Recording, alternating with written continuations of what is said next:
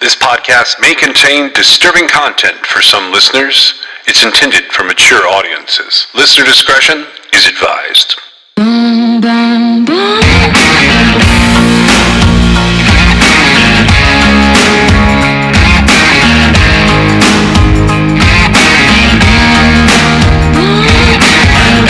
This is True Crime XS.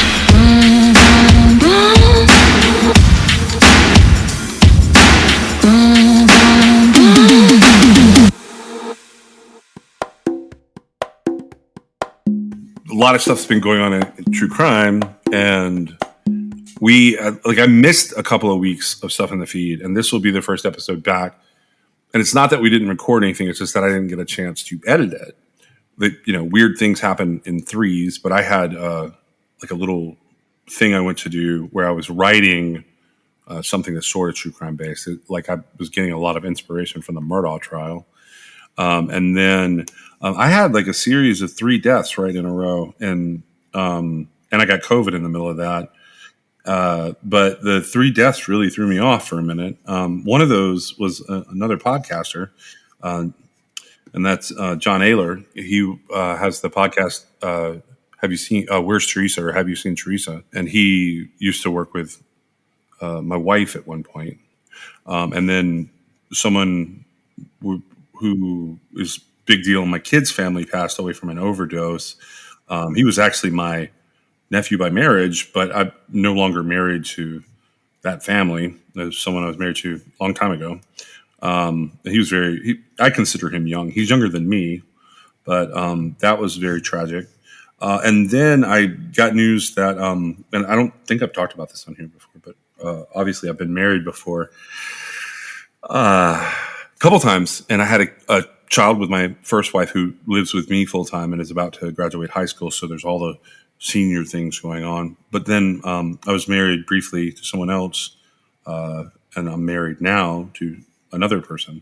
But the person that I was married to briefly was found to have passed away some time ago, and it really threw me off for a little bit. You hear stories about people where they pass away and they're not found for some time.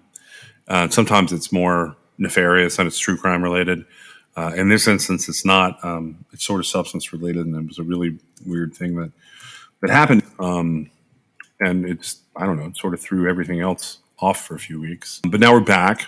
We have a couple. I'm going to call this episode and the next couple of episodes are sort of the interlude, because we've already recorded another serial killer, and I can't just drop it in the way I want to, because we are going to talk to one, possibly 2 people for interviews who are sort of experts sort of surrounding that serial killer. I don't want to say the serial killer exactly, but all the things that happened adjacently to them. And I wanted to be able to put all those together. But I had a few items for today related to the origins of serial killers. And then I want to talk about a piece of media that I made you watch. I guess we could do the media first, if that's okay with you. Yes, that's fine. I had you watch it's actually an older documentary. I think it's 15 years old, give or take. It's a documentary about several crimes. It's called Dear Zachary, A Letter to a Son About His Father, by a guy named Kurt Kane. And you saw it? I did. So I had seen this some time ago, and I sort of forgotten about it, which I don't know how I forgot about it, but I did. And it came up in my feed as a suggested watch, and I was like, oh my gosh, I haven't seen that in so long. So I pulled it back up and I watched it again. And I don't know how many people have seen it, because it has weird timing. It was released in 2008, and I think it's been on Netflix at one point. It's not there anymore. Where did you say you found it? I watched it on YouTube. Okay. It was on some premium service for me where it was continue watching, watch next, and I don't know which one it was, but it is on YouTube. The whole thing is on there? Okay. The whole thing.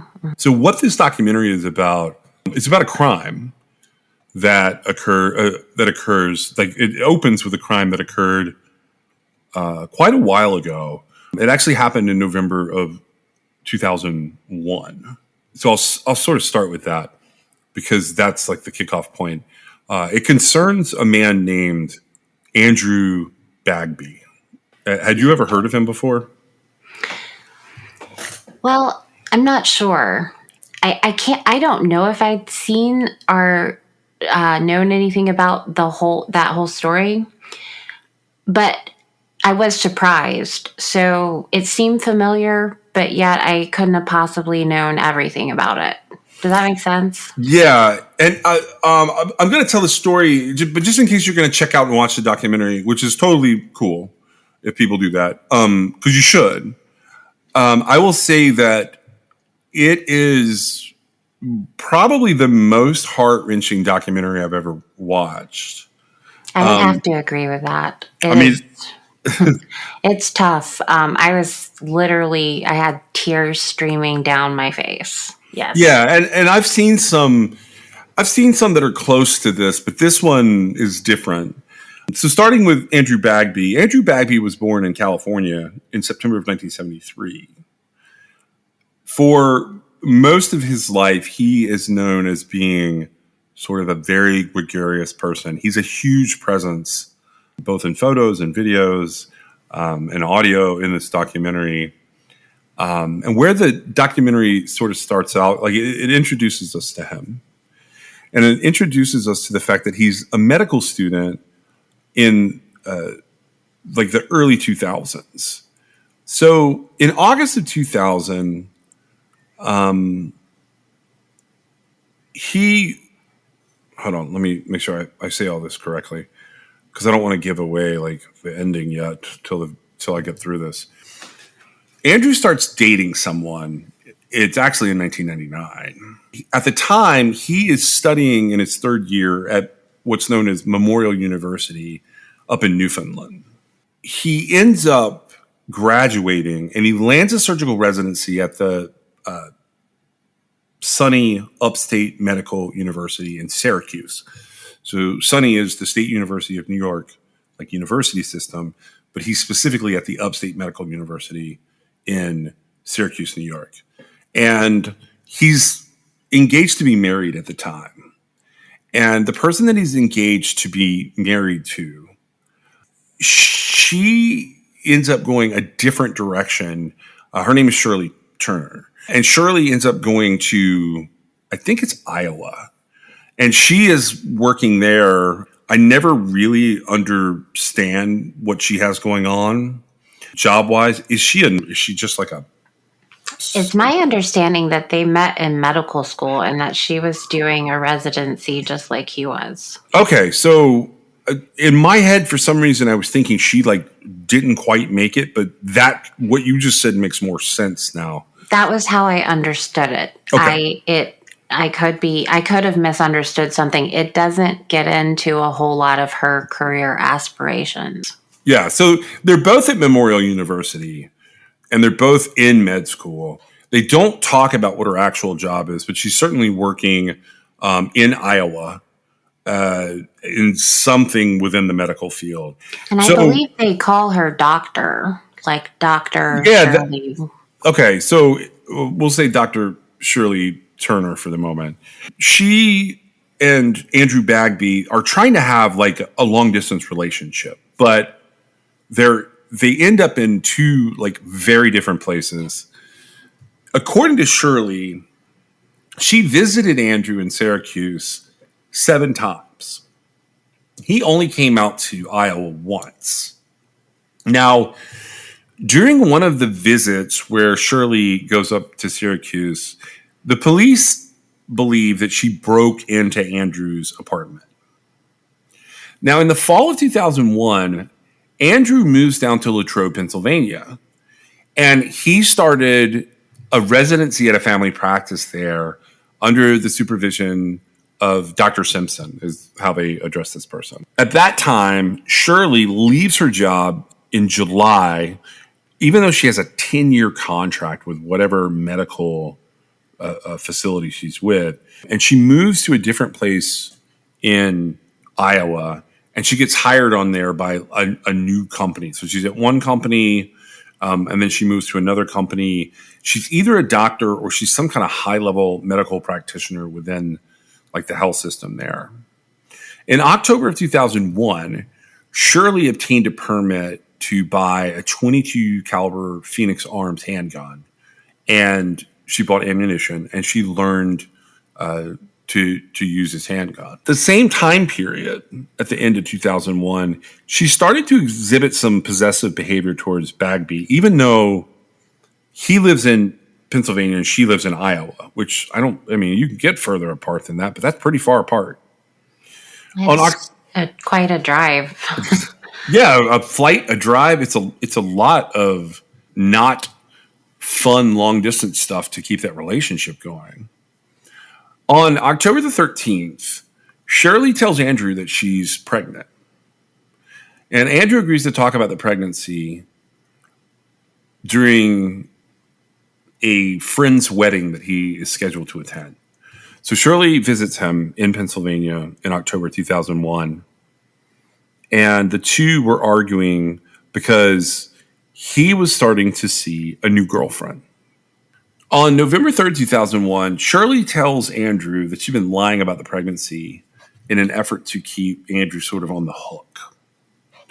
Andrew gets mad, and he drives Shirley to this small airport up there in Westmoreland County, Pennsylvania. He breaks up with her, like, officially, and he puts her on a plane, and she heads back to Iowa. On November 4th, 2001, Shirley makes 3 phone calls to Andrew's little, I think it's a duplex based on the pictures in the video, but his little place that he lives at in Latrobe, Pennsylvania. At around 1 o'clock p.m., her local time, Shirley starts out on a 16-hour drive from Iowa to Pennsylvania in her little Toyota RAV4. In the early morning on the 5th of November, she gets into an argument with Andrew outside of his residence, right across the street. Like they show it in the documentary. He walks like not even 500 feet from his house to work. Andrew goes into work. He's upset, and he tells the doctor supervising him that Shirley has shown up. And the doctor says, do not meet with her in private. Like, only go with someone else. Andrew says that he would come over to the doctor's house to talk about Shirley after he has a final chat with her and breaks up with her for good that evening. Andrew never shows up. And apparently, Shirley drove home and began to leave messages on Andrew's answering machine. And by the way, for some reason, this documentary is cool because it has things I haven't, thought about in a long time. It has voicemail messages or answering machine messages. For some reason, they have recorded so many phone calls. Like, everybody in this recorded so many phone calls. And they actually have like tapes and things that we don't have anymore, really. Yeah, but they're able to they're able to basically take us through this minute by minute. That's one of the reasons I recommend this to people. It is very interesting perspective. I think it's very late 90s, early 2000s-esque, right? It really is. So the next morning on November the 6th of 2001, Andrew's body is found at Keystone State Park in Derry Township, Pennsylvania. He's found laying next to the day-use parking lot there.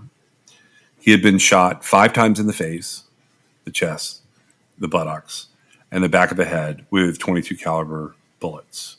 Dr. Simpson, among other people that a lot of them talk in the documentary, they immediately tell the Pennsylvania State Police about what's been going on with Shirley Turner. She claimed that she had been home, she'd been in bed sick, but her cell phone and internet record showed that she had made all of these calls back and forth while she was in Latrobe. And then when she got back from Latrobe, she had been accessing her email and apparently some auctions that she was watching for items on eBay at Andrew's home computer, and that she had used his home phone line to call her work and tell them that she would be sick that day. She gets confronted with this evidence, and she says that she met with Andrew at the Keystone State Park, but that he had put a gun in his trunk, and that is where her gun is. She said that like Andrew had taken it from her, but she then told the person who had been her shooting instructor that the gun had been stolen. Her story is not adding up, and the Pennsylvania State Police doubled down on how they're investigating it.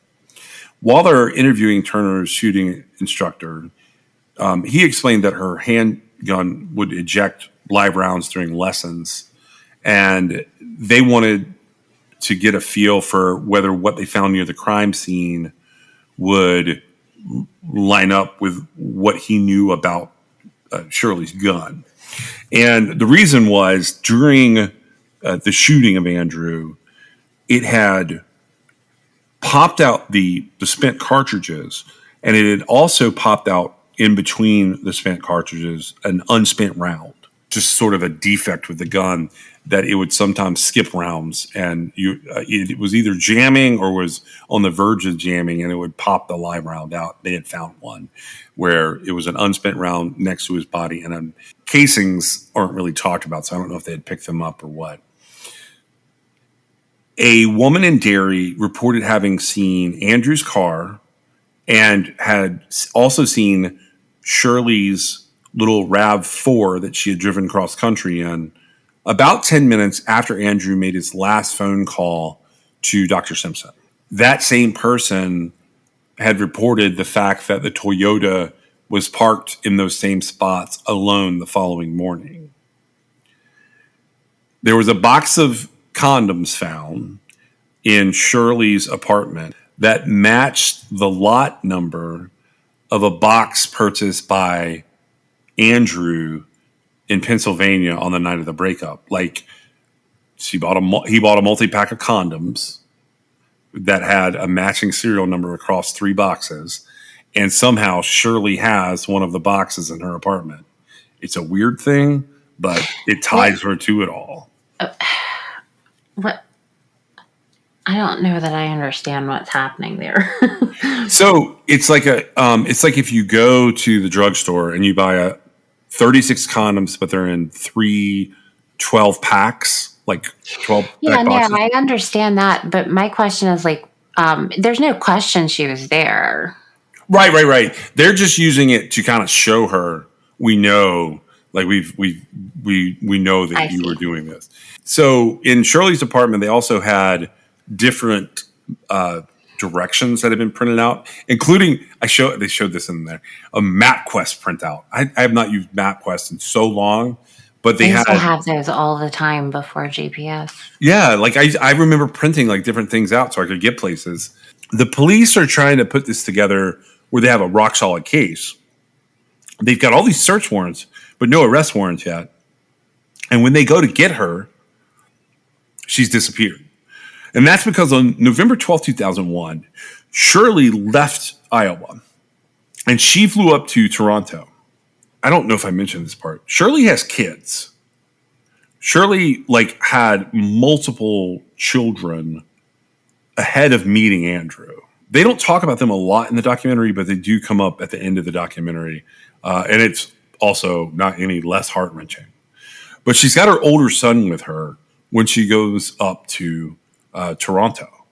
This is all November 12th, 2001. The Pennsylvania State Police contact the Royal Newfoundland Constabulary, or the police agency there, and their intelligence unit, they start following Shirley Turner. And on the 2nd of December, they seize her trash, and they discover that she has thrown out ultrasounds. So this ultrasound had been taken sometime in November, but it would have been like a time when she had been with Andrew. So they end up arresting her on December the 12th, and they start extradition proceedings. However, there's a woman up there. Her name is Justice Gail Welsh, and she really believed in Shirley Turner. Turner at this point would have been around 40 years old. She gives this long spiel, and they actually kind of poke a little fun at her in the documentary, which I kind of understand. But her spiel is basically this. I believe that her actions are serious, and she should definitely go face those charges. But I believe that they're not a threat to society because I think she was angry at Andrew Bagby and only would hurt Andrew Bagby. So she lets her go. These are murder charges. But she basically puts her on a very large bond. And that bond is around $75,000 Canadian. Shirley puts up property or bond. She turns in her passports. And then she's made to pay weekly visits to the police station. And she has to sign a promise not to leave the area. And she has to agree not to attempt to contact the victim's family. I'm not 100% sure, but I think there was something in there where she was supposed to have some kind of contact with a therapist or a psychiatrist. But I got that mixed up because the person who was posting her bail, John Doucette, he was a psychiatrist. So I couldn't tell if they were saying it was him or if they were saying she was supposed to have some kind of counseling while it's going on. Well, they discover at this time that Shirley is pregnant with Andrew's child. So the extradition case turns into not only an extradition case, but also a multi-jurisdictional child custody case. Andrew's parents, David and Kathleen, they end up moving to Newfoundland, to St. John's. And they start fighting for custody of their grandchild. And the grandchild is the Zachary of the title. And the entire documentary is almost like a love letter to Zachary so that Zachary's like his relatives in his early years who were friends and family of Andrew can basically like tell Andrew's story in a way that Zachary later on can watch it and know his dad. Would you agree that's what they're kind of doing? Yes. I believe they even say that before the memories faded too much. Yeah. Because one of the friends realized that, memories of people do fade. And so he started putting it together as a tribute, for his friend, and, for his child, that the child would never meet him because he had been murdered. Yeah. And because of that, there's this really sort of scrapbooky home movie nostalgic feel to this documentary that works really well. They do document the court custody case. And that's probably the first big turn of events that shocked me. David and Kathleen were, by the presentation in the documentary, some of the kindest people you will ever meet. And they are really engaging with Shirley, this woman who was accused of murdering their son. Zachary is born on the 18th of July, 2002. And so when the murder occurred, nobody knew she was pregnant. Right. It's possible Andrew might have known, but none of the friends or family had any idea. It came about 4 months later as a surprise. Yeah, it coming out that she was pregnant, it wasn't a surprise, it was a shock. Right, and it was really confusing to me because I couldn't exactly figure out how she had faked a pregnancy and then wound up pregnant.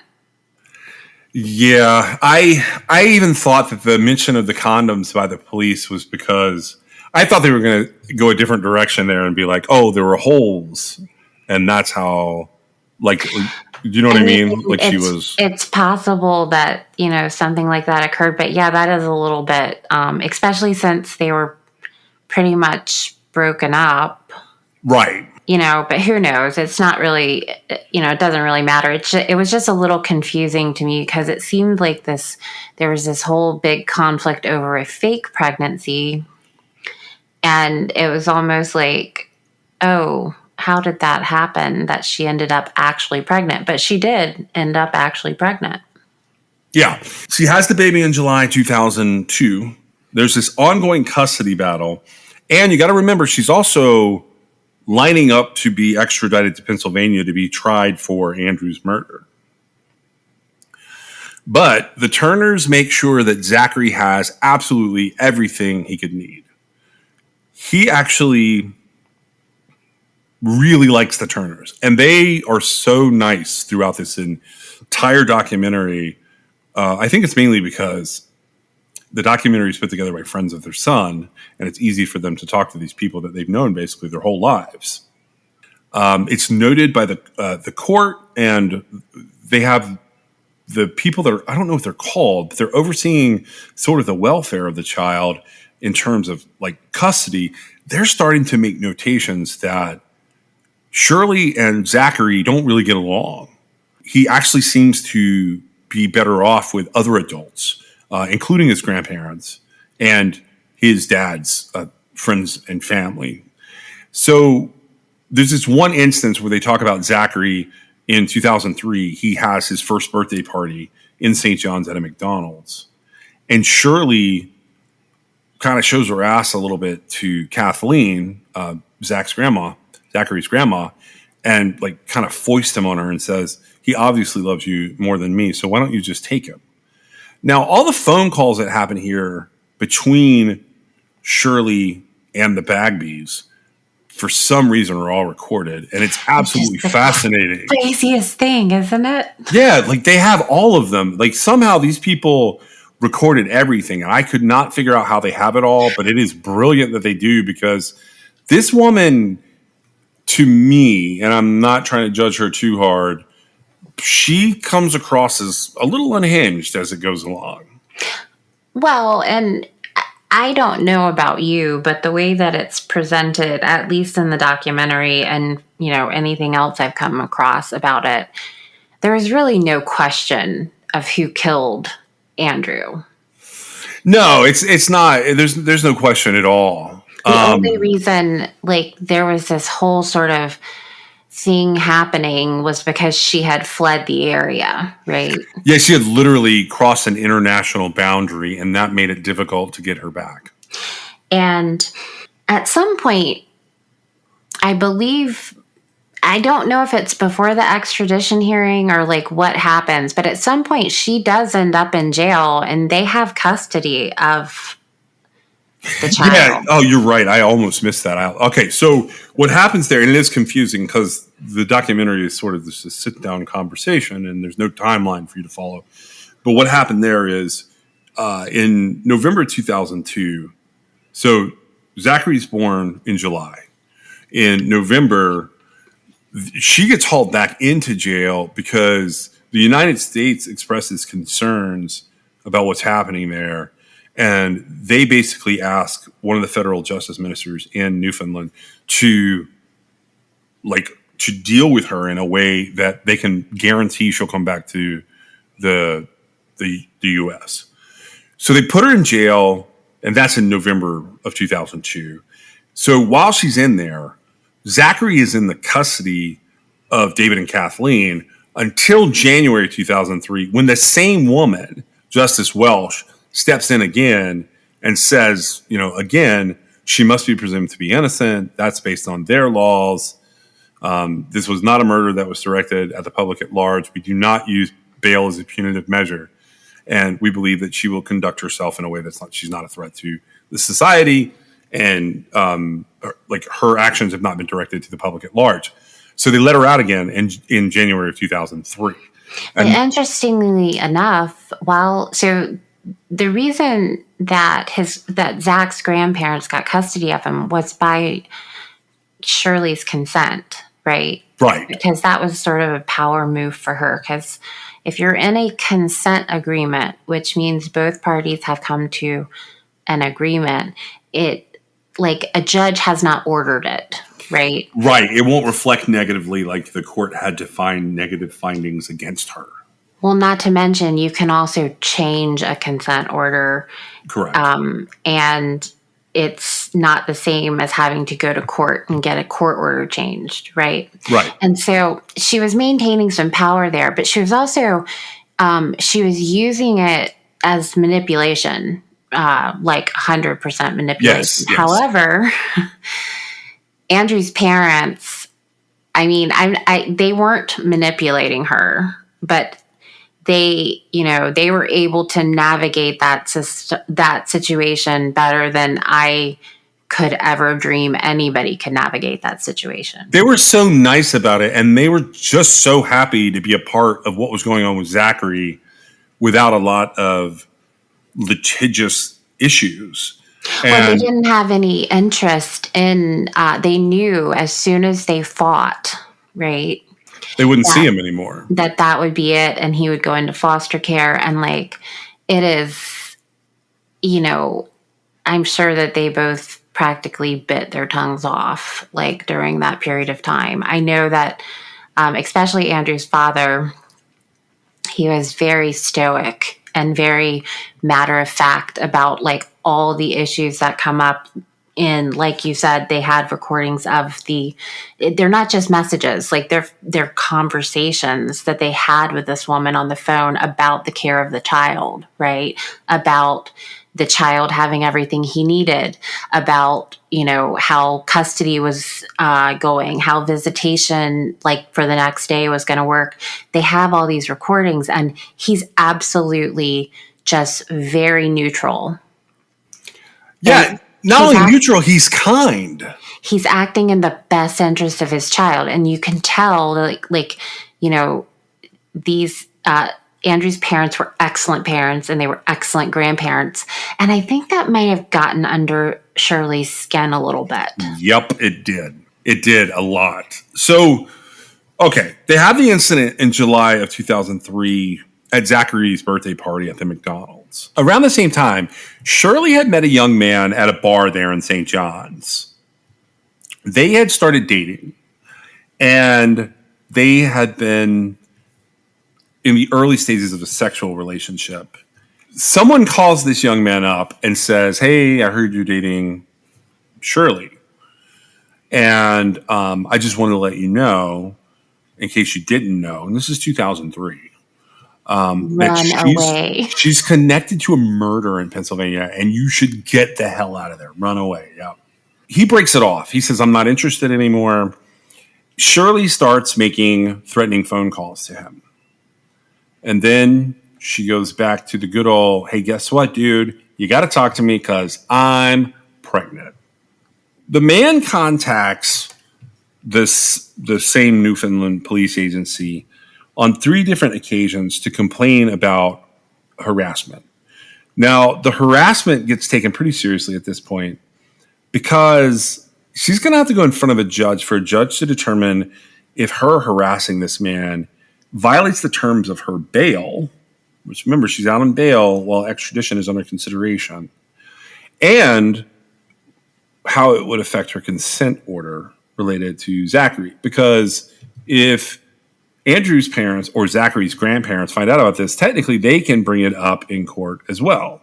Because it's a consent order. Like on both sides, it's they've both agreed to it. Yeah, so the RNC knows about it, but the man ultimately decides that he does not want to take this case public. And he ends up declining to file any official criminal complaint against Shirley.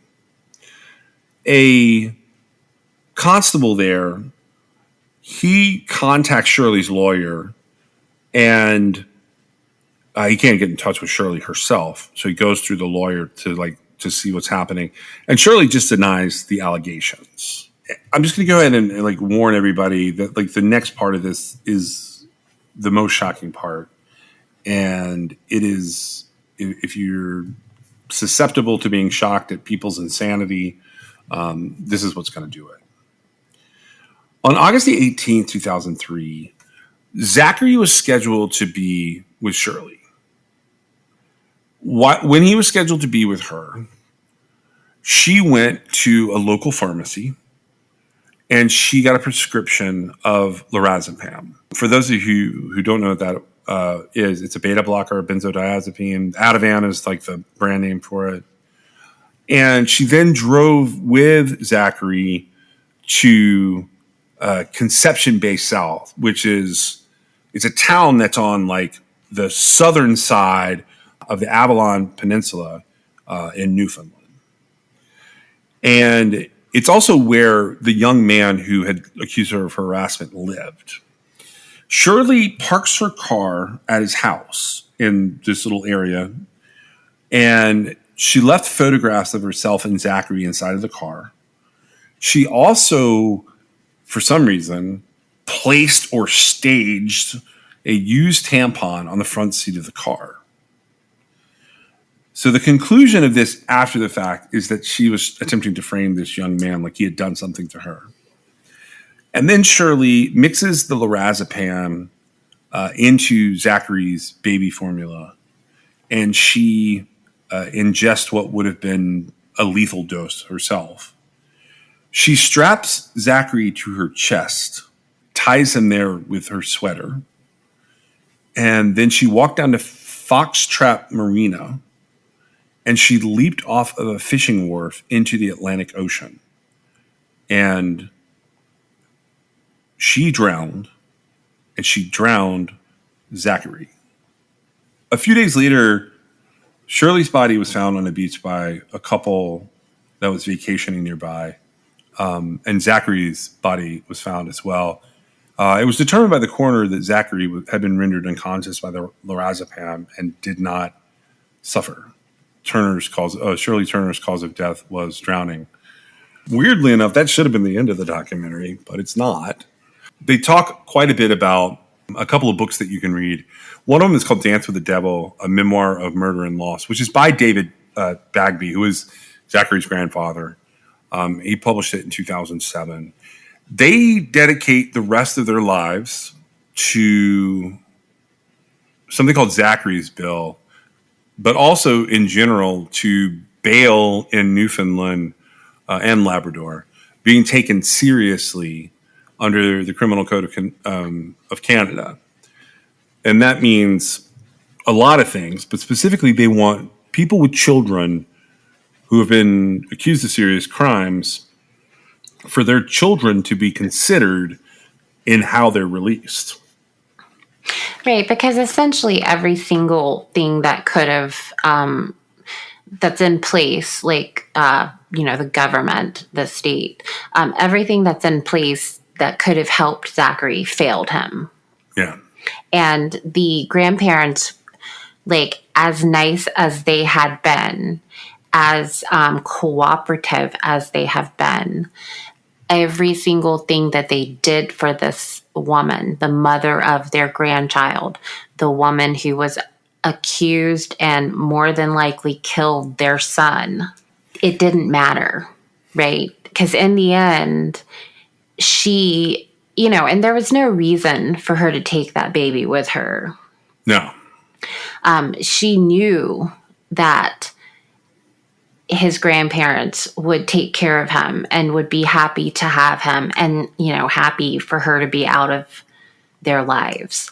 And it was a completely selfish thing to do, obviously. But that was her point, right? Yeah. The reason why she did it was, to hurt them. Like she hadn't hurt them enough. Yeah. So they sort of wrap up the documentary by telling us a little more about Shirley. She had a history of stalking the men in her life. She had serious complex issues with a fear of abandonment. She had attempted to kill herself a couple of times. At the end of it all, it was absolutely heart-wrenching to hear this whole story. It's set up in a masterful way. It's a great documentary. It's been around for a while. It's 15 years old, the documentary is. If you get a chance, I would recommend it to anyone. And I did kind of spoil the ending a little bit here. But it doesn't matter. It's still going to affect you watching it because of the way it all plays out. Would you recommend it? Yes, I do. Do I wish I hadn't have watched it? I mean, yeah, kind of, because it's heart-wrenching. I don't know about you, but like anytime I watch something that isn't like, from this week, I start doing like, I automatically start calculating in my head, like, okay, this is for this kid that wasn't born yet. How old would this kid be? I did this whole spiel during this documentary because you don't know the child is murdered, right? No, you have no idea. And so I'm calculating in my head. Okay, he was, born in 2002. He's going to be 21 this summer. That's what I'm going through my head thinking, right? So it is like a huge blow when it comes up that like, oh, this documentary is for a child who was murdered by his mother after she murdered his father. Yeah. It sucks the air out of the room. I mean, it is a good watch. And like, if for nothing else, to sort of further promote this child's legacy, that he was just over a year old when his mother killed him.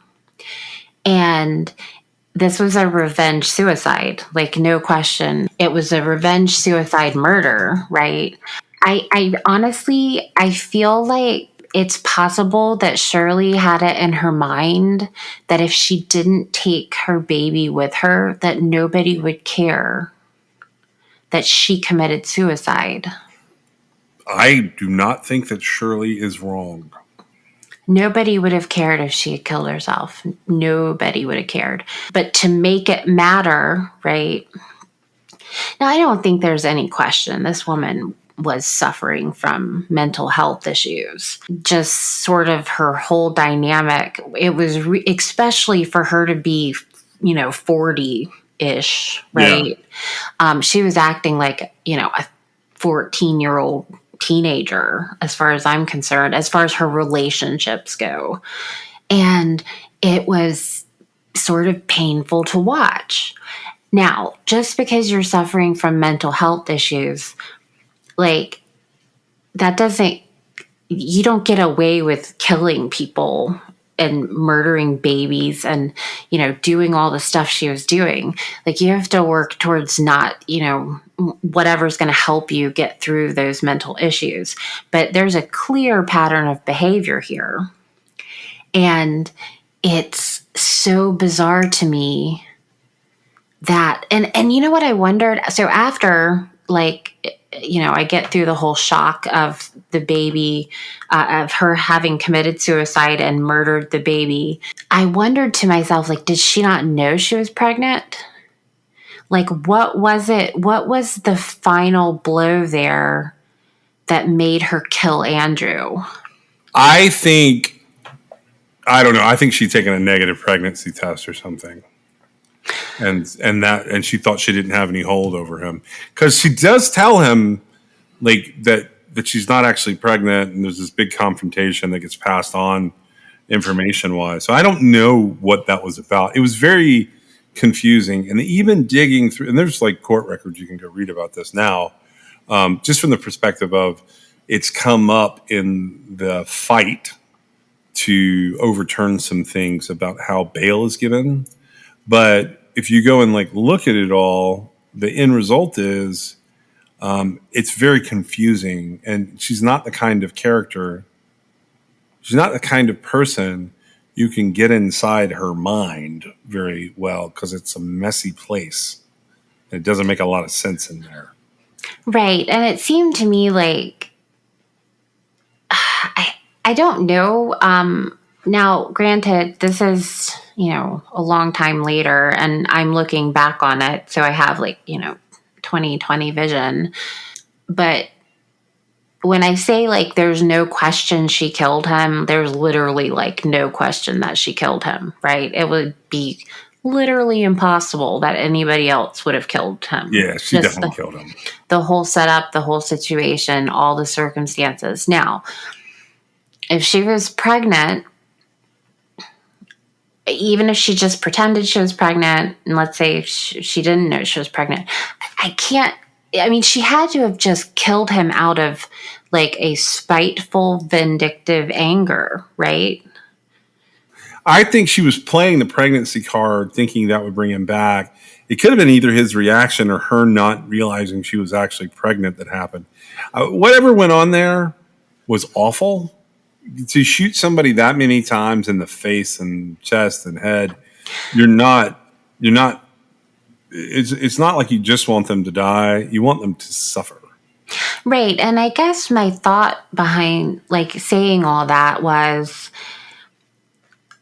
I don't, and you're right. Her mind was a messy place. But like, I don't see the end game there as far as like, oh, you're going to try and blame it on somebody else. Well, the majority of the time, if that's the plan, you haven't thought this out very well, right? I'm not advocating for people to kill people. I'm just saying like, there was nothing about the circumstances of the situation that was ever going to point to anybody but her, right? And that wasn't clear to her for some reason. But it seemed like all of it was a waste. It was such a waste. Yeah, I tend to agree with you. It's very sad. She left behind, from what I could tell, she had 3 other children. They're all much older now. The boy was born in 82. The girl was born in 85. And then she had another girl born in 1990. So I wondered if Zachary being her 4th child, I wondered if it played into this scenario where she sort of had lost custody of her kids along the way and gotten custody back. Like she'd gone back and forth. She did send like one child to live with their father. And, at one point, the other 2 kids were living with a grandparent, which is very strange to me that you would fight for these kids, but then send them away. That's a really weird dichotomy. I had a lot of trouble understanding what level of like manipulation And thinking about how you wanted to make sure that your doctor wasn't like her. would never want someone like that to even be in my life, let alone be my doctor. It's really strange. She must have, which I mean, they call her doctor, and she was on her way possibly to becoming a doctor. She was substantially older than Andrew, and most of the people that were Andrew's friends, it seemed like. And, it is a very odd thing for a 40-something-year-old woman with 3 children and then to get pregnant with a 4th child. Her getting through medical school to potentially be a doctor, like, it says a whole lot about her parenting. I would have to say I only have 1 child, but it would be impossible to have raised my child and gone to medical school like at the same time, because she was a single mother, right? All of the situations were that, I don't know if she'd ever been married before, but if she was married, she had been separated, and for all purposes, she was a single mom. And so to me, it wasn't like this. I mean, it's great for people to have career aspirations. The reason she was able to do that is because she basically handed her kids over to other people to raise, right? Yeah, I would agree with that. And so, what was she thinking? I don't know. I mean, they called the doctor. Looking back through here, it does look like she graduated.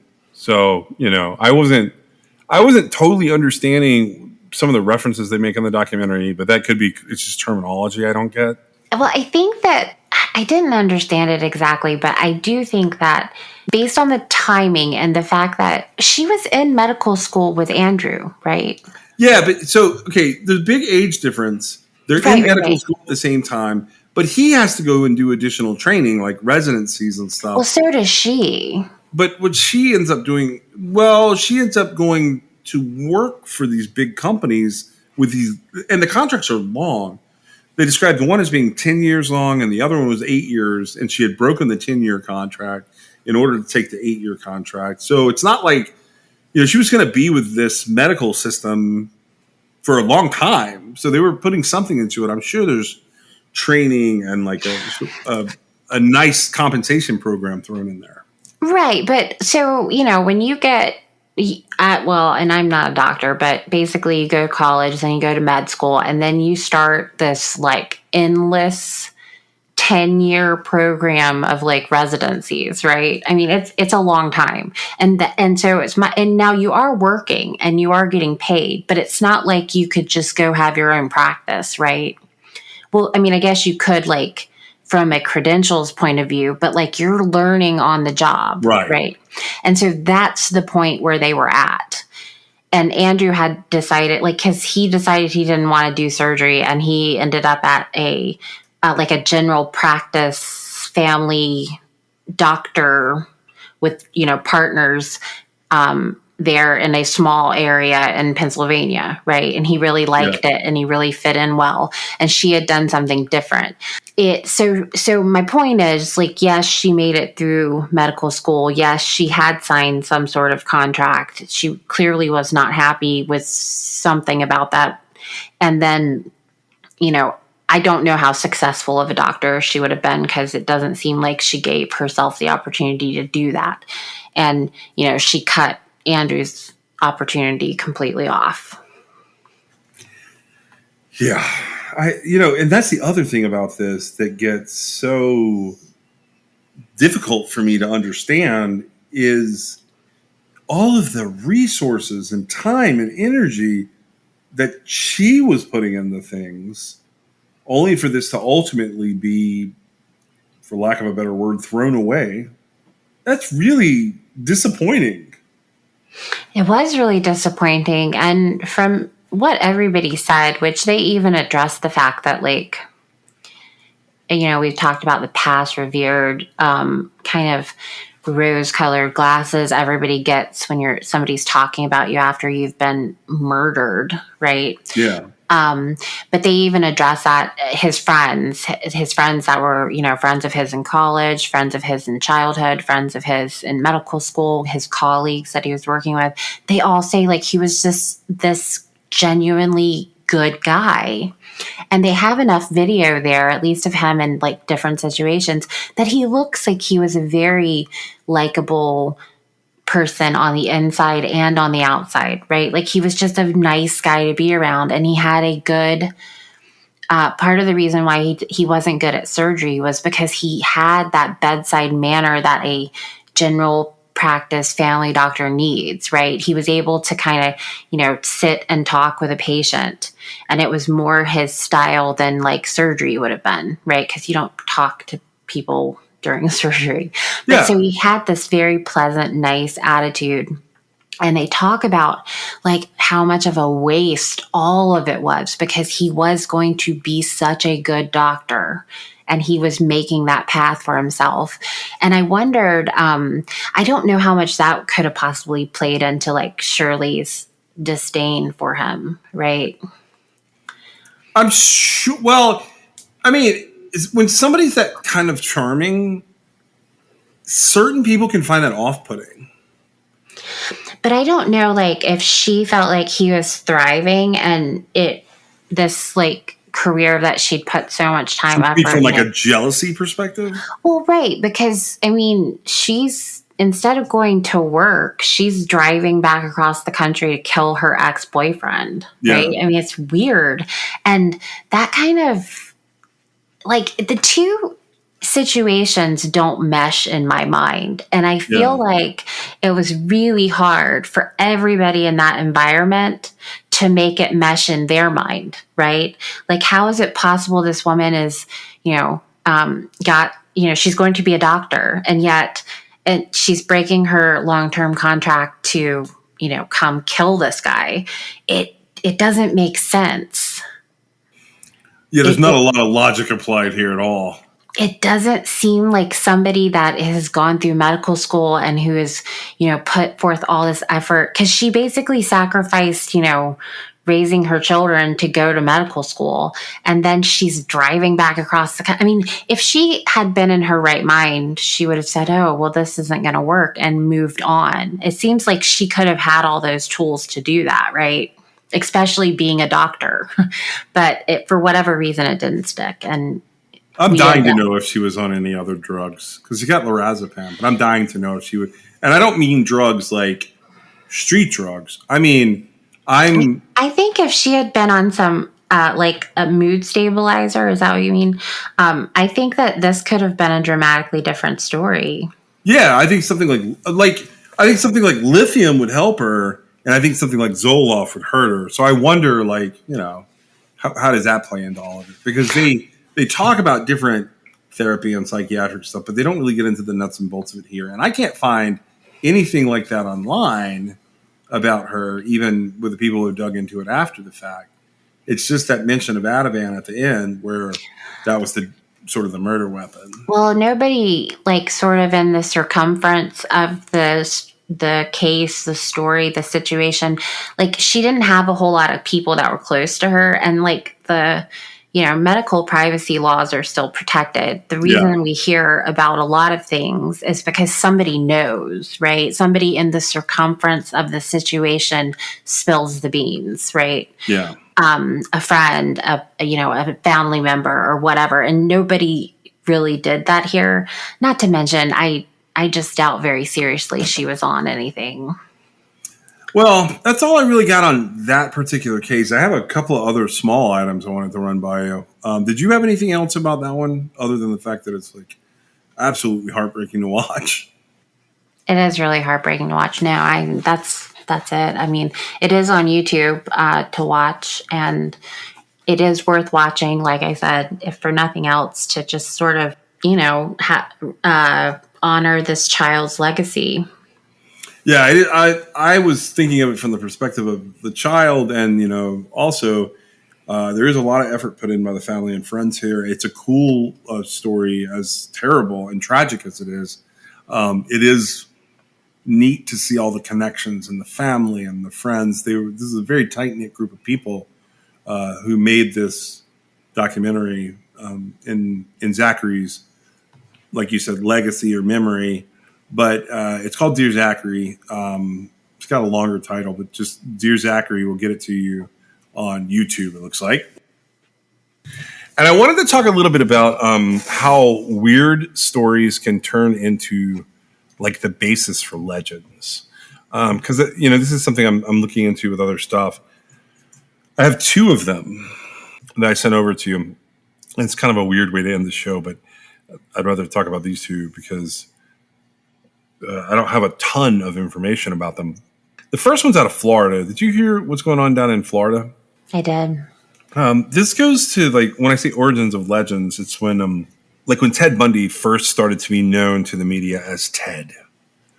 That was a real birth of a legend in the media. He had already sort of been there as this unnamed killer, and then they threw the Ted name on him. With this case, it's speculation about this little town down in Florida having a serial killer. Now, grain of salt here, the sheriff came out and basically said, no, we have an idiot problem. We don't have a serial killer. And I think he called the problem a wannabe gang.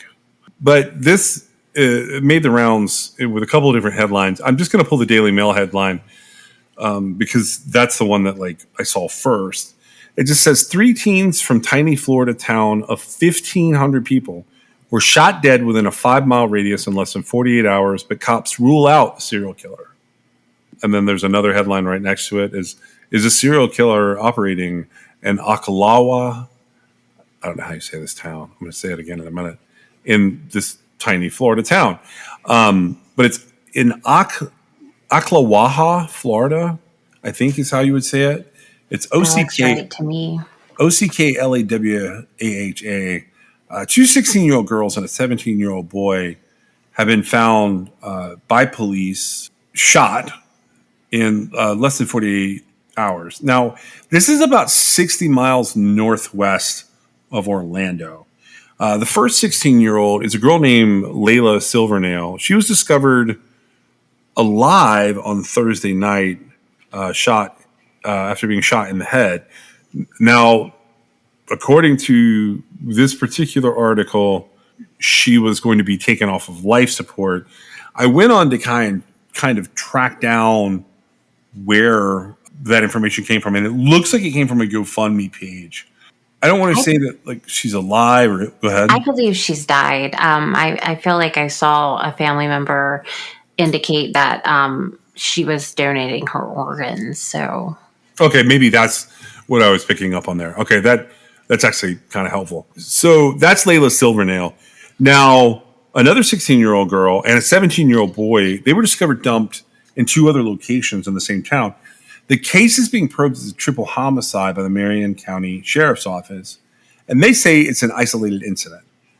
Cops have ruled out a serial killer, but they're not providing other details on suspects or motives. So with Layla Silvernail, she was shot in the head and she was left in a dumpster near Forest Lakes Park. A second victim, who was an unnamed 17-year-old boy, was found Friday morning less than a mile away, lying by the side of the road. And the third victim was a 16-year-old girl, and she was found Saturday inside Layla Silvernail's car, which had been partly sunk in a pond. Now, the other 2 teens' names are not being released at this time because their parents and family have enacted what's known as Marcy's Law, and that gives the families of victims the right to withhold the name from public documents. So we're not going to know their names right away until people start talking. Marion County Sheriff Billy Wood said in a video statement posted to Facebook that his team were investigating how the trio might be connected. He said the major crimes detectives are working 24/7 to continue their murder investigation and to track down every possible lead. He said someone out there knows something and we want you to have truthful information and not rumors. I'm sort of skipping around this press release that he put out there. Oh, this does say that, at the bottom it says that they have decided to donate their organs. And then a lot of past revered stuff about the victim here. Just looking at this, do you think like there's any signs of a serial killer from this? no. Yeah, that's what I thought too. I just was shocked that people were.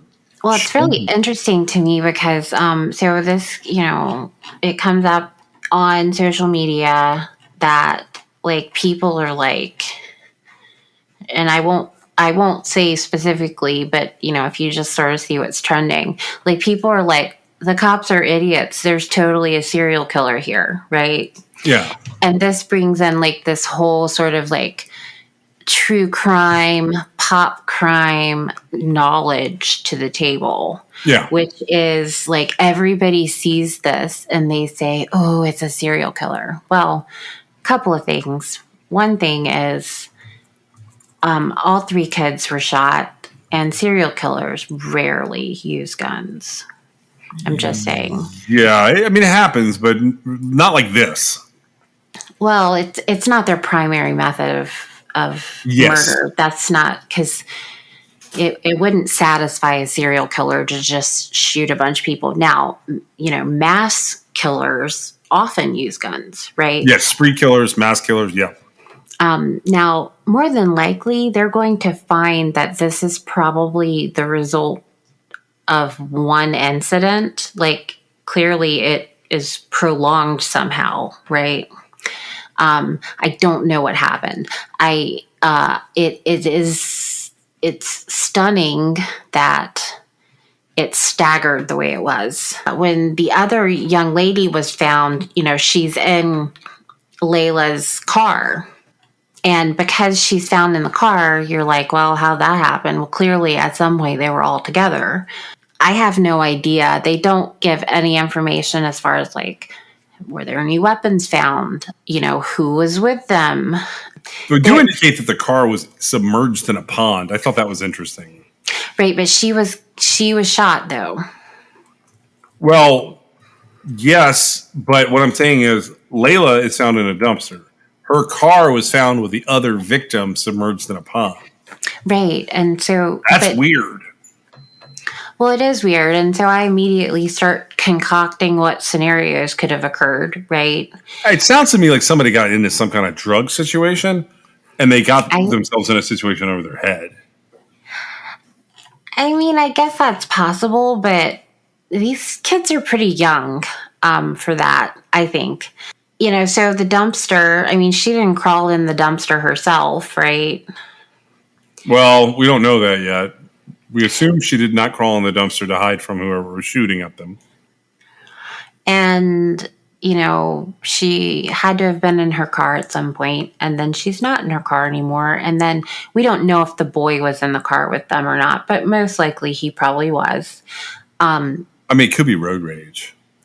They cut somebody off in traffic. The boy gets out. He gets shot. The person chases them, shoots the other two.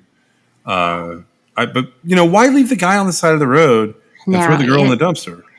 Yeah, I was going to say, I mean, yes, it absolutely could possibly be road rage, but that seems highly unlikely because you're not going to take the time to dump the bodies and things like that. Like, I agree. Road rage is like 100% reaction and regret. Like, that's what happens there. And the time that passed here, there's no information like, you know, when Layla was found, did they wonder where her car was? Because it was like a whole 2 days before the other young lady was found in the car, right? Yeah. Now, how does the young lady end up shot with her friend's car partially submerged in a pond?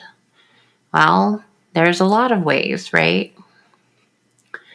The most likely way, though, is she was shot and then she submerged the car in a pond. I mean, it's unlikely. Like ran off the road? It's unlikely somebody else drove the car into the pond. Now, they don't give any information.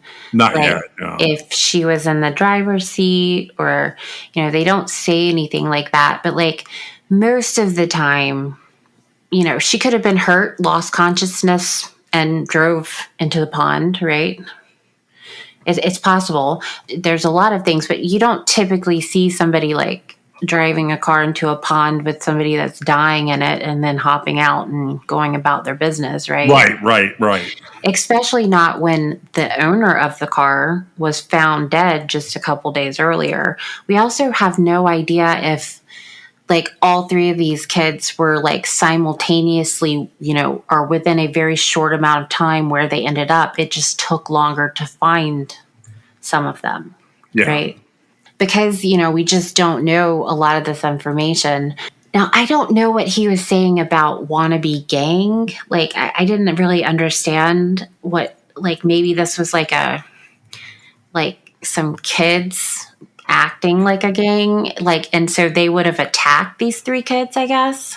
Well, so the sheriff just made the comment.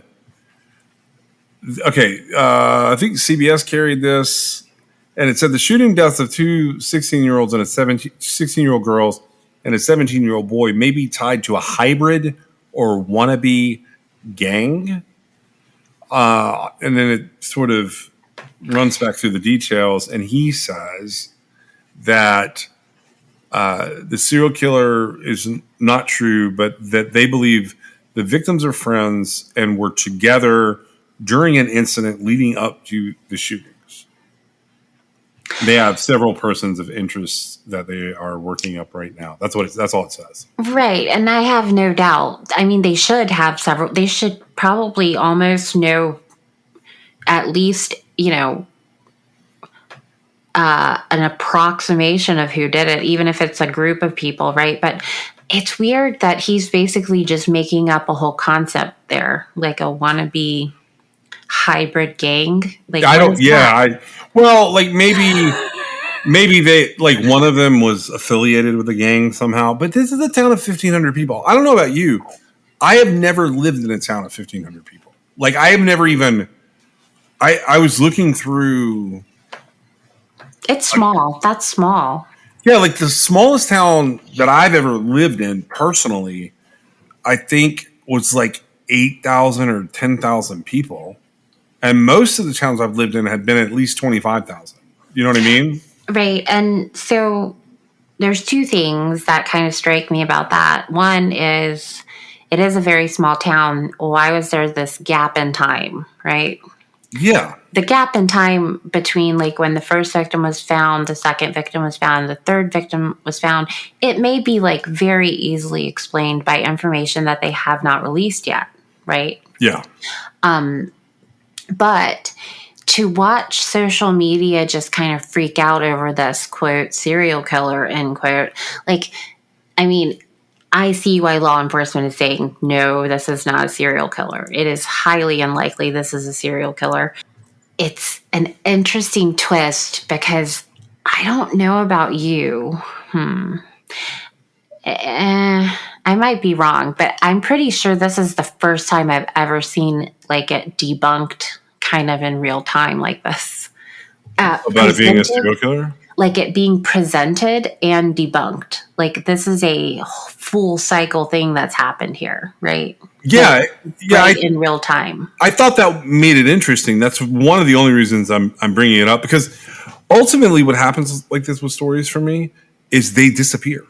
Right, they do, and it's going to end up being tragic no matter what, but it'll more than likely be, you know, somebody that is associated with these kids in some way, or one of the kids themselves. Could be. So Thursday night they find the girl in the dumpster.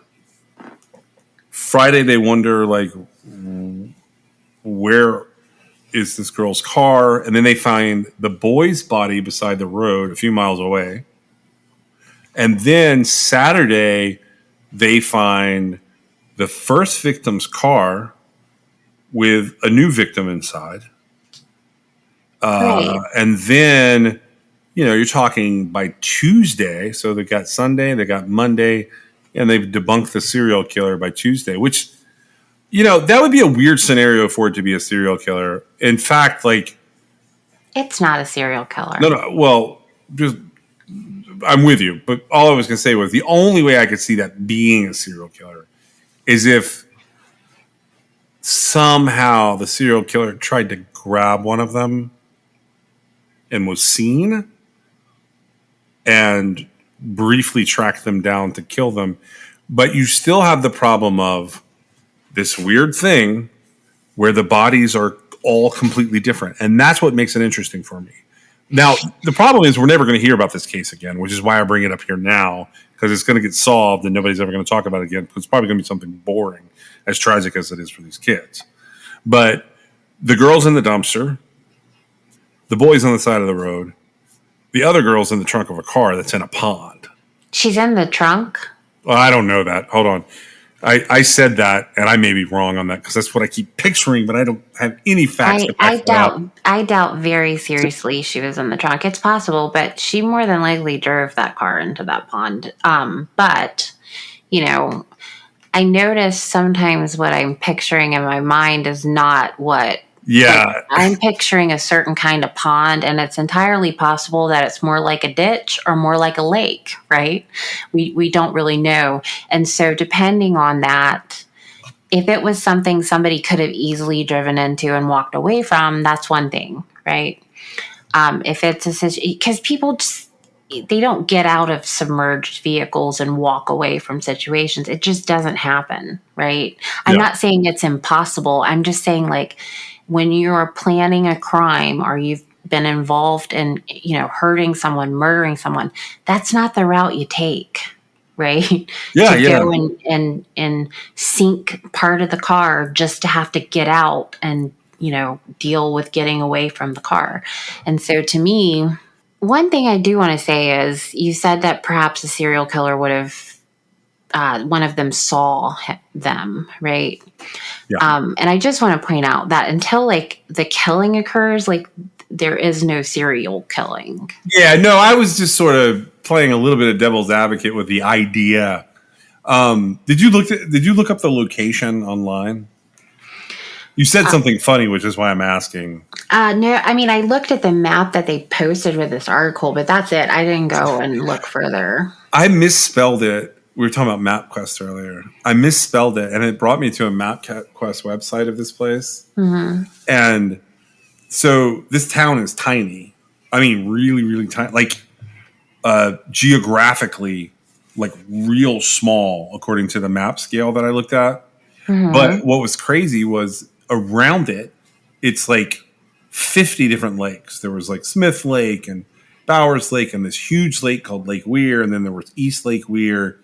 But there was water like in a lot of this area, and I wondered. You said I don't know what kind of pond it was, but that's what I had wondered because when I drilled in on it, I was like, "Oh, there's already water here."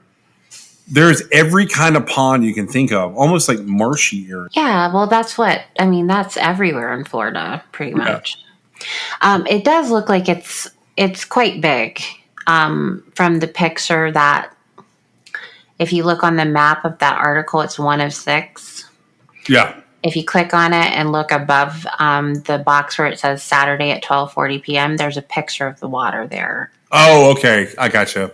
I missed that earlier. I don't know for certain that that's it. That could just be for illustrative purposes, but it does look like a pretty large pond. I mean, as far as, submerging a vehicle. Well, I don't have anything else on this one right now. I want to bring up another one with you. So do you have anything else on this one? No, but I am interested now that you've said we probably won't ever hear anything about it. I am interested to see how it turns out. Well, it's just one of those cases. It becomes a headline because people think it's going to be sensational. Well, and this is a tragic situation because it's 3 young kids. Well, not young kids, but young people, teenagers, right? Yeah. 2 16-year-olds and a 17-year-old. But the headlines are this sort of shock and awe that law enforcement has ruled out 3 teens in a tiny Florida town of only 1,500 people being shot dead within a 5-mile radius in less than 48 hours is not a serial killer. That's what is being taken away from this situation. And most of people are saying, how could it not be a serial killer? And to me, there's not even a single sign of it being a serial killer. No, I agree. I didn't either. I was just saying headlines like that, if you just skim it and you don't click down, that's how legends get started down the road. I'm curious how that works in the internet age. So the other thing I wanted to switch over to was happening at the same time. It's just happening in Texas. I don't know if you'd heard about this or not, but this is a longer period of time that is still happening now. Also debunked, by the way, but the rumors are swirling, and I have never seen this many articles, which I assume is why Austin, Texas Police Department is saying there's no serial killer.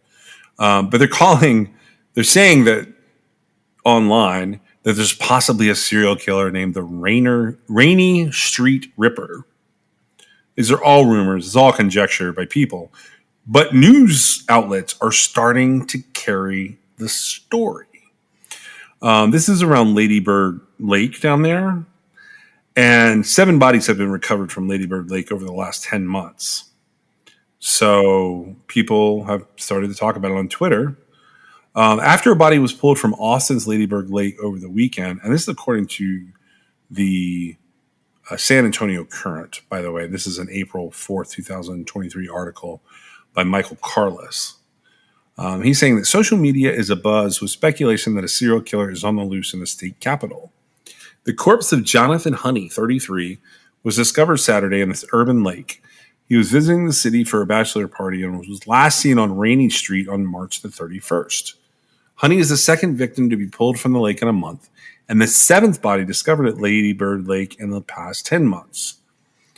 The Austin Police Department issued a statement Monday saying it has no reason to suspect any foul play in the incidents. Just the same, the deaths have fueled online speculation that a serial killer, now dubbed the Rainy Street Ripper, is stalking Austin streets. Austin has a serial killer, and I'm not the only one noticing similarities with men in their 30s just ending up in the river after midnight this early in the year. from a Twitter user who goes by Good Luck Chuck. There's another one that goes by Victoria, and she says, Austin definitely has a serial killer. All these deaths around the same area are not a coincidence. There are several other people chiming in here. Clearly, unless they are cut up, which is what a ripper indicates, maybe there is something to that, and it just hasn't been released. But unless they're cut up into small pieces or there's something else happening there, people drown in water. It happens. Well, I came to find out about this because somebody invited me to a Facebook page that had 58,000 members. Talking about this? 58,000 members. Yeah. Talking about the Rainy Street Killer? I just went back to pull up the invite. It's called the Ladybird Lake Serial Killer or Rainy Street Ripper. Yeah, so this is like a whole thing. I will say the majority of the time, which I guess, 10 months is 10 months, but, the majority of the time, the path of a serial killer is not going to be this easily recognized. Yeah. And you know why Ted became Ted, right? Because there was a woman there that he tried to get who he told his name was Ted. Well, no, it was a woman he actually got. And when he walked up to her, the people near her heard him say, "Hi, I'm Ted." Right. And they went off together. And so that was like one of the first big leads. And that, along with somebody else seeing the woman leaving in the Bug, the Volkswagen Beetle, right? Yeah. And so they were looking for a guy named Ted in a Volkswagen Beetle.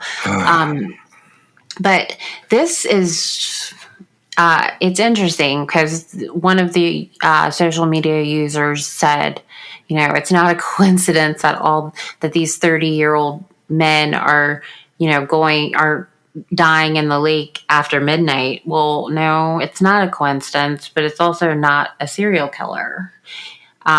This is what happens when people are out and there's a straight line to water, right? Drinking and walking near water doesn't bode well a lot of the times, especially after midnight. And I feel like the demographic there, it fits what you'd find. It could be men or women, but 30-something in a bar after midnight is not strange. Yeah. So here's what the Austin Police Department has to say about it, the official statement that they put out on their Twitter feed, because why not? The Austin Police Department is aware of speculation regarding the recent drownings on Ladybird Lake. Although these cases are still under investigation and evidence is still being analyzed, at this time there's no evidence in any of these cases to support allegations of foul play. While each incident has occurred at the lake, the circumstances, exact locations, and demographics surrounding these cases vary. Our investigators approach every case with an open mind and objectively examine all available evidence.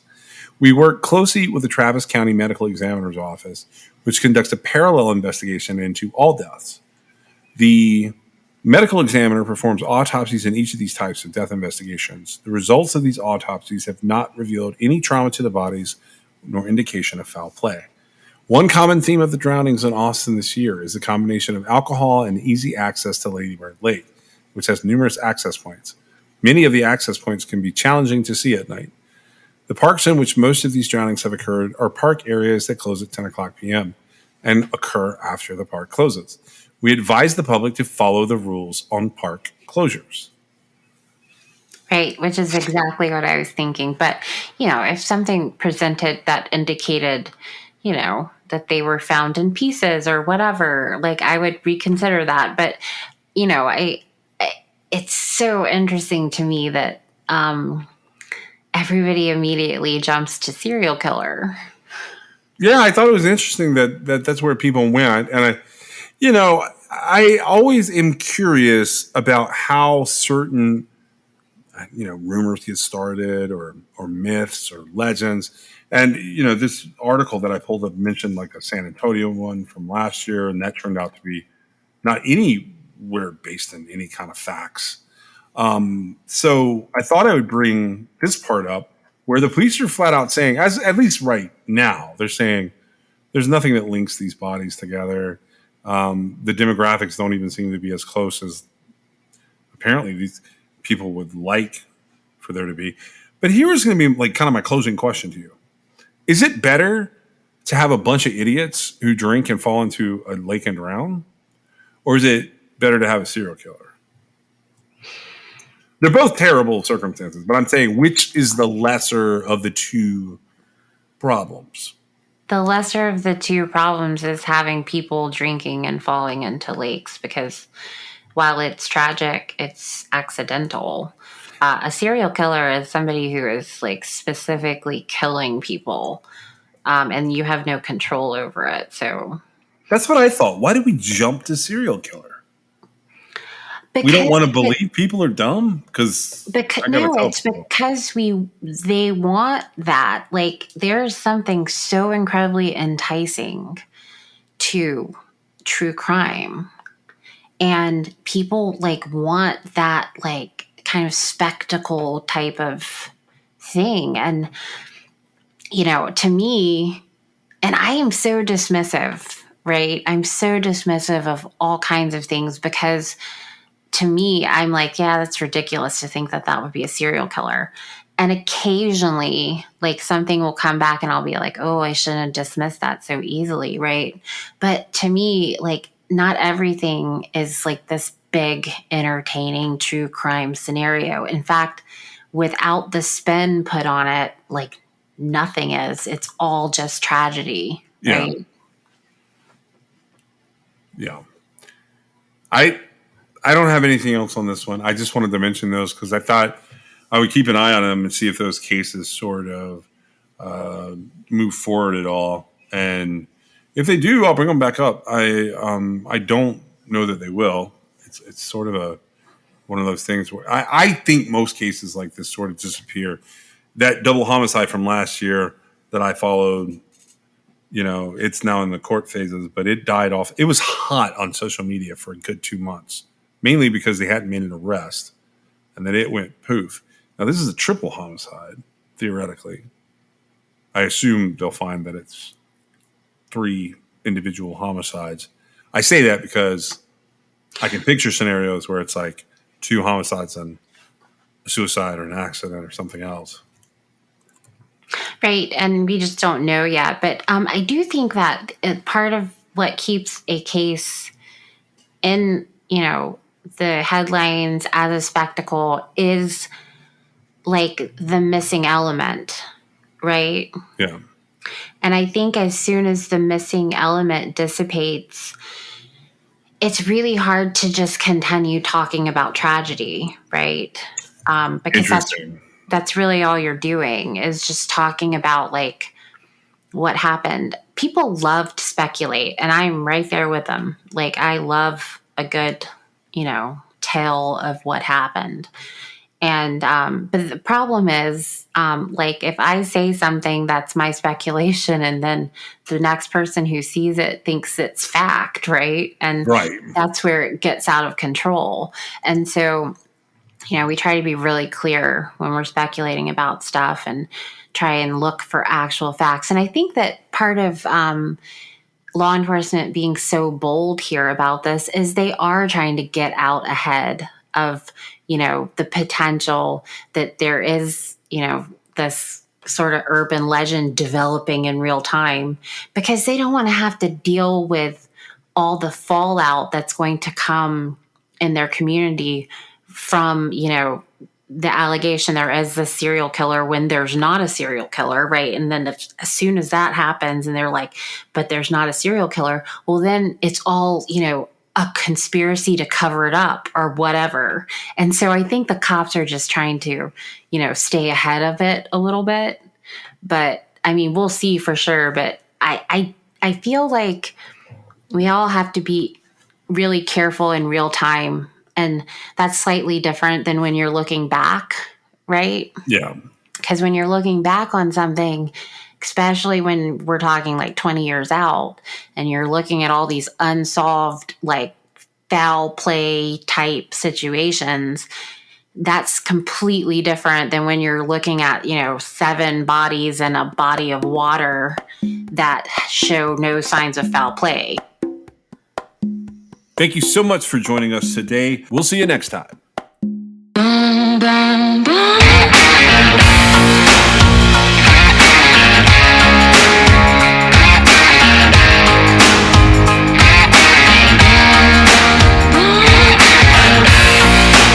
This is True Crime XS.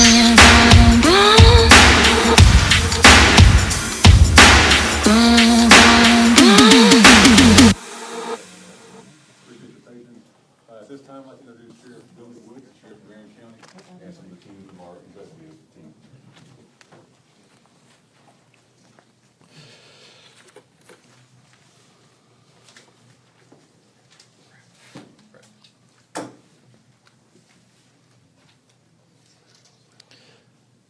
First of all, I appreciate everybody being here. Now, we're here for two reasons. Because of a very extremely tragic incident that has occurred, but on the other side of the coin, a conclusion to that tragedy.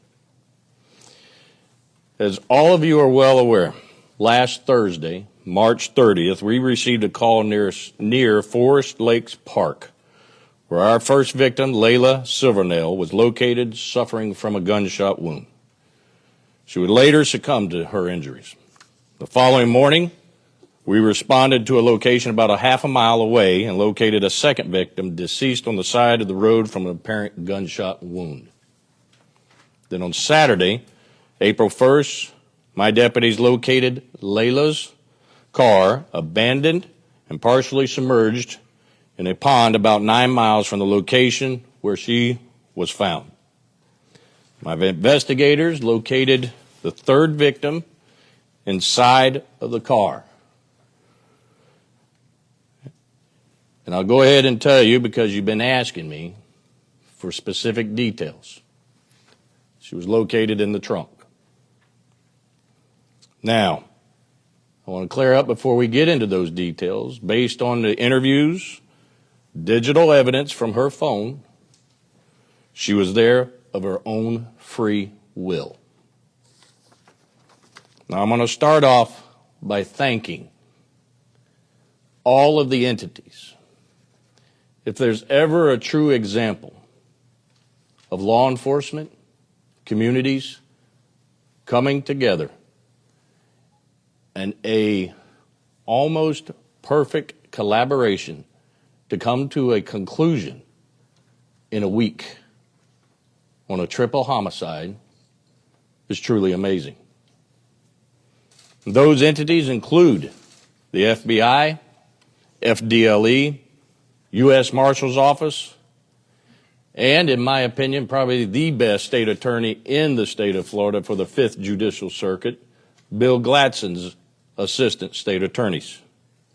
OPD, my deputies, detectives, forensic professionals, and our citizens, who are truly amazing. Now, this one's going to come a shock to you. That includes you, the media. You helped us of getting information. My emotions right now are all over the place because I am so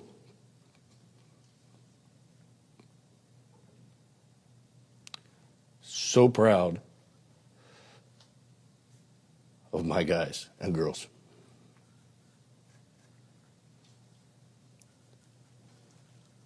I didn't do a damn thing, but they stepped up to the plate. And yes, you put information out there, and I'll admit this, you wore my ass out of interviews, you hounded me, but don't ever think I didn't use you as well to get the information I needed. Now, the investigators were able to determine that this group of juveniles were involved in committing burglaries and robberies, which they were referred to as a lick. Now, although we had out there that was gang related, we have nothing specific to say that it was any rivalry or anything to such that cause. But however, each and every one of them, in some shape or form, is associated with a gang. Basically, simple terms, there is no honor among thieves. And at some point, these three individuals turned on our three victims and murdered them. Two of them right there. They fled the scenes, but left a lot of evidence in their wake. Through the cooperation of the agencies that I previously mentioned and my office, we were able to begin compiling all of the evidence and finding these killers.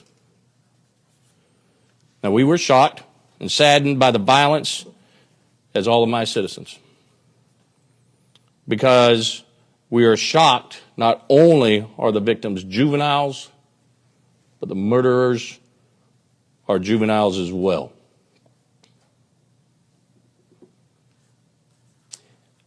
I know each of you in the media here and viewers out there probably heard us in law enforcement or even in community events talk about what is the problem.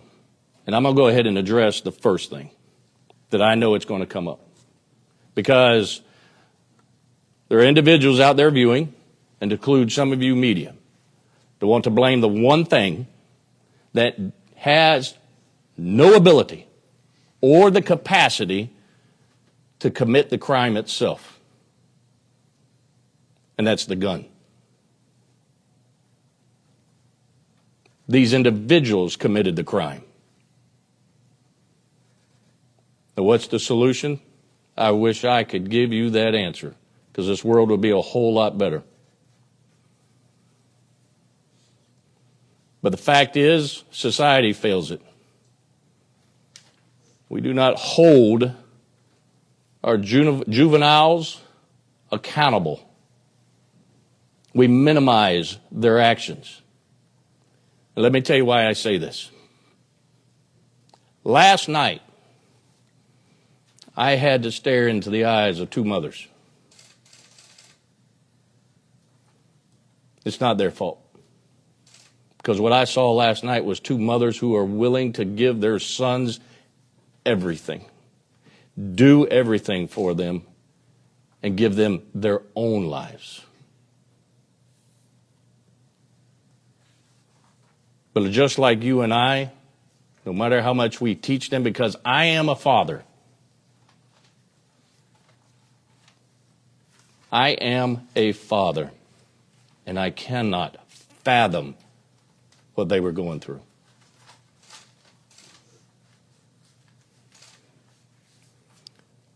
These mothers and mothers across this nation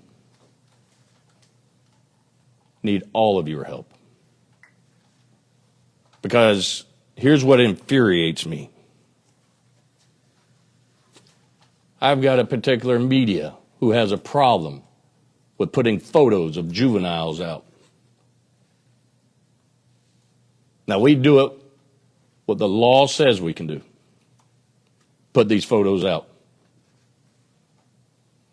I put myself in the shoes of those mothers because I heard one of them say it. I wish I would have known what this one was doing and who they were, because my kid never would have hung out with them. And to think and believe to minimize any actions that is criminal of a juvenile is a disservice, and frankly, stupid to think. We need to hold them accountable. And then hope that we can change them.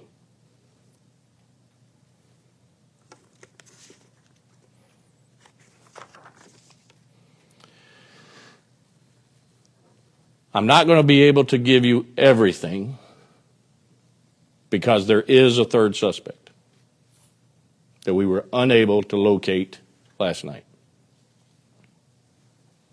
But however, you will receive, you may already have it, the probable cause affidavit that tells you the details of the events that occurred. I will tell you this. I already told you of the witness hearing the gunshots. That is when all three were killed. The suspects were in the vehicle.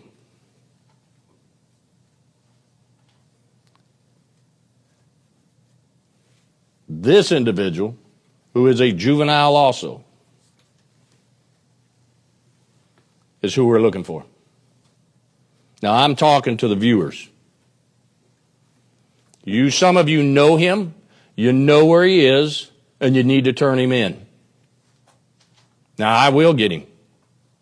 I will find him, and justice will be completed.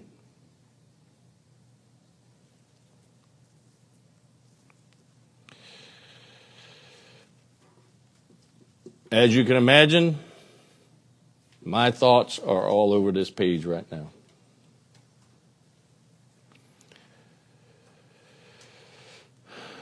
Fighting these type of crimes requires all of us to come together as a community. And Marion County stepped up to the plate. And we've been successful. Now, I know I've forgotten something, and I'm missing something, so I'm going to open up the floor to questions. Any type of motive given? Mentioned it, robbery. Sheriff Woods, Go to her first. I want to clarify. I know you said the suspects were in the vehicle. So are you saying all six were in there at one time? Yes, ma'am. And so the three individuals, the two that are in custody, and this person, they turned on the other three in the vehicle, and that's how this unfolded. That's correct. In the commission of a robbery of the three victims? Not going to get into too many more of those details because of the third suspect being out. Sheriff Wood, Ted Williams with Fox News. Did the suspects and the three dead teens, have you been able to determine how long they've known each other? Short time? Sheriff, you mentioned the gun. Do we know how the suspects got a hold of the weapon? Car burglaries. Yeah. Ain't that right? All the gun laws we got in place didn't prevent it, did it? Neither will any new ones. Because here's the fact. The bad guy is going to get a gun no matter what law you have put in place. These juveniles shouldn't even possess a handgun. But they did. And I'll go back to you, add your question. A simple burglary, as some people will say, but I don't consider anything simple when it comes to a burglary. The law allows me, I'll plaster their face up on this page, up on my page, up on media. I will hand it out if the law allows me, because parents have the right to know who their kids are hanging out with and preventing this. What did the suspect's parents say when you spoke with them about their arrest? I personally didn't speak to them about the arrest. It was immediately after the interviews in which I talked to the mothers. But really, they don't have a whole lot to say. If you're a parent, put yourself in their shoes. Holy hell. Panic. I'm scared to death as a parent. Embarrassed. Ashamed. What do you think they're going to say? Sheriff Woods, do you know if these three juveniles will be tried as adults? All right, state attorney's office is reviewing that right now, okay? So I don't want to say yes and then it turn around no, then you'll end up calling me a liar at some point. So What does to kind of piggyback off that, so what does accountability look like for you? I know you talked about juveniles being held accountable for their actions. I will refrain an awful lot on that answer to this question, to the full extent of the law. Okay, don't take me wrong. I might be hard on people, but I also have a heart. And I've already told you, I am a father. But here's the one thing my boys know. Growing up, the freaking barber had my permission to whip their asses. And not only that, when this stuff came up on TV, I pointed them. I said, you don't have to worry about the law coming after you. Full extent. Because they took a life. Are y'all comprehending that? They took a life without thought. They deserved the full extent of the law. Had you come in contact with these teens before? Because I see the pictures. Are these mugshots from previous incidents? I personally haven't, but have we? Minimal contact. Minimum contact. I can tell you right now. I know somebody over here had a question. Sure. Andy? Do I understand correctly that the three victims were an active part of crimes prior to their deaths with these three? Is that correct? I don't want to give too much detailed information, okay? But let me put it this way. My dad was a fireman. Always said, where there's smoke, there's fire, okay? Folks, don't ask dumbass questions. And Andy, I apologize. But really? Do I have to spell it out to you? What do you think they were doing? They're associated with a gang. And I've told some of y'all in interviews, gangs don't go to church on Sunday and then preach the gospel for the next 6 days. They're gangs because they commit crimes. How simple is this idea? Where are we losing it? And I know we're going long, but this is my press conference, not yours. Sheriff, if Yes. If all six were committing crimes, do you know why the three turned on the other three? I can't divulge that. I wish I could tell you. I'll tell you when we get this one. Okay? Listen, I want to tell you everything. I really do. And since day one, I've wanted to tell you anything. They have had a leash on me like you wouldn't believe. Next. Let's get somebody new. Do we know the timeline of the three victims in terms of how they were shot? Was it all at once? And then... Hold back. Okay. You heard the bosses. Do you know how they were apprehended? Were they hanging out somewhere? How were you able to catch up with them? Do you want to? Go ahead. The one subject on the previous photo, Rob Robinson, was in custody already at the juvenile detention facility. And the Christopher Atkins, did I tell him that he was arrested at his house yesterday after serving a search warrant. So they weren't on the run or anything. Were they even surprised to even see you show up? Yes, they were very surprised we showed up. Are you able to make any statements as to what they said? I'll leave that to the sheriff. No, you'll get that eventually. We told you he was in DJJ. He was arrested by OPD the next morning after the murder. What were the charges on that? In an affray at the school. Oh, that's what I call a light bulb coming on right there. Remember I just talked about minimizing and holding students accountable? Our school districts, not just here, I'm not going to point out just mine, school districts across this state and across this nation need to quit minimizing the actions of their students. Hold them accountable. That's where the failure is. Do we know where the last suspect was seen? You want to get? The last place he was seen. We're going to hold that one. Did all three have guns, or was it just one gun? And which one pulled the trigger? Do we know that at this point? All right. Some of that I'm not going to answer. Okay. Some of it I will. The one I will is the two confessed to shooting our third victim in the trunk.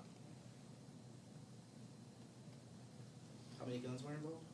I'm not going to answer that one. I appreciate your questions. You wouldn't be doing your job if you didn't ask. Any others? Sheriff, does the third suspect, does the public need to worry about him? No, the community doesn't need to worry about him outside of, I want them to find him. That's what they need to worry about, is locating him for me.